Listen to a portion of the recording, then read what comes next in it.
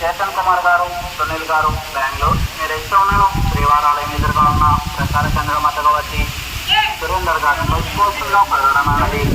చేతన్ కుమార్ గారు, సునీల్ గారు బెంగళూరు. మీరు ఇష్టం ఉన్నాను శ్రీవారాలయం ఎదురుగా ఉన్న ప్రసార చంద్ర మతగవతి